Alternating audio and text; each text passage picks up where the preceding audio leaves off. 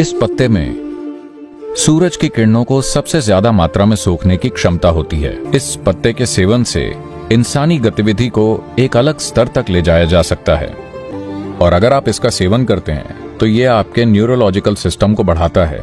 इसका तना इतना संवेदनशील होता है कि ये बोध का स्रोत बन जाता है। आप जानते हैं, लोग पान के पत्ते पर कालिख देखकर भविष्य बता देते हैं या पढ़ लेते हैं। तो एक संस्कृति है जहां दिए की कालिख को पान के पत्ते पर इकट्ठा किया जाता है। हो सकता है आप में से कई लोगों को यह पता ना हो कि पान का पत्ता क्या होता है। भारत में इसका बहुत महत्व है। ये बहुत अच्छा पाचक है।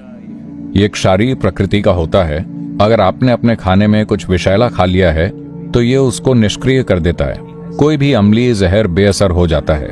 कोबरा का जहर भी ये उसको कुछ हद तक निष्क्रिय कर सकता है, कुछ हद तक। ऐसा नहीं है कि ये पूरी तरह से रोक देगा, लेकिन ये कई पहलुओं को कम कर देता है।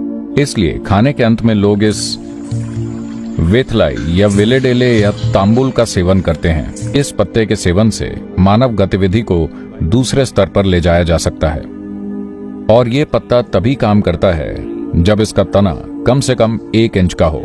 अगर आप इसे ज्यादा पास से काट देते हैं तो इसमें वो बात नहीं रहती।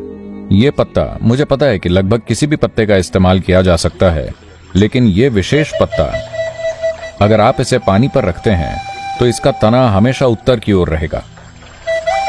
इसलिए अगर आप जंगल में खो गए हैं और आपके पास एक पान का पत्ता है तो आप इसे वहां पानी में डाल दें। यह आपको दिखाता है कि उत्तर किस ओर है।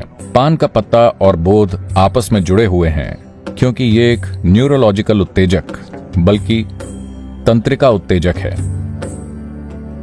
अगर आप इसका सेवन करते हैं तो आपकी नसें हल्की इस तरह हो जाएंगी, तो आपकी न्यूरोलॉजिकल जटिलता और न्यूरोलॉजिकल गतिविधि और आपका बोध सीधी तरह संबंधित हैं।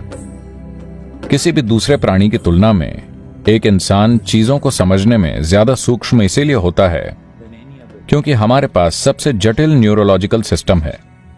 दरअसल बाकी किसी भी प्राणी की तुलना में आपको बेहतर सुनना चाहिए, आपको बेहतर देखना चाहिए, आपको बेहतर सूंघना चाहिए, लेकिन शहरों में रहते हुए ये चीजें नीचे आ गई हैं। अगर आप प्रकृति में रहते होते तो ये चीजें बहुत ही सतर्क होती क्योंकि हमारे पास सबसे जटिल न्यूरोलॉजिकल सिस्टम है। उस पर थोड़े से उछाल से आप स्वाभाविक ही समझने लगते हैं। इसलिए बोध के लिए जो भी उपकरण इस्तेमाल किए जाते हैं उनमें हमेशा एक पान का पत्ता होता है। वेथलाई निश्चित ही वहां होगा। इसलिए देवी, हनुमान और कई दूसरे देवी देवताओं को